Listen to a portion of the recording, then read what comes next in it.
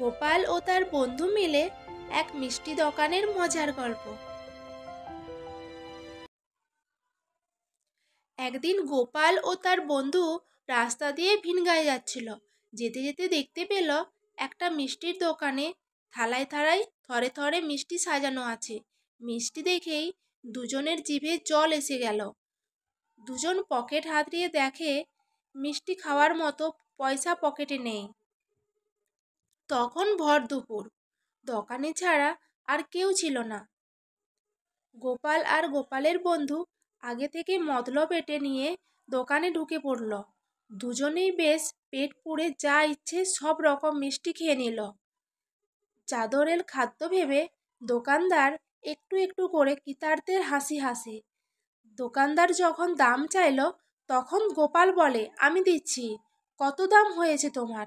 গোপালের বন্ধুটি বলল, না আমি দিচ্ছি। কত দাম বলো? দুজনের মধ্যে দাম দেওয়া নিয়ে রেষারেষি শুরু হয়ে গেল। গোপাল দাম দিতে যায়, তার বন্ধু বাধা দেয়।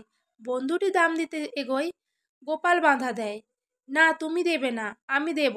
এই বলে দুজনের মধ্যে কে আগে দেবে। দোকানে এসব দেখে হেসে লুটোপুটি।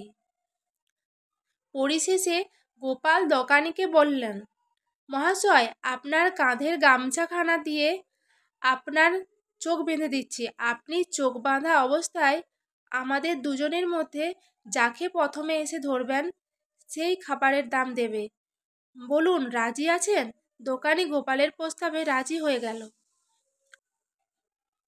গোপাল দোকানির কাঁধের গামছাখানা দিয়ে তার চোখ দুটোকে কষে বেঁধে দিল।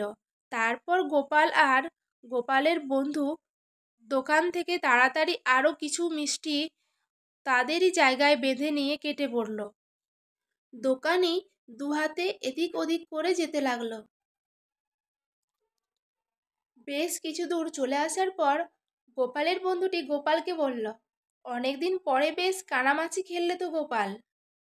বন্ধুর কথা শুনে মুচকি হেসে বললেন, আমি আর কানামাছি খেললুম কোথায়?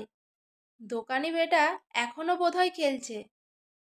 তারপর দুজনে হাসতে হাসতে জোরে জোরে পা চালিয়ে পোগার পার। যদি পেছনে এসে পড়ে।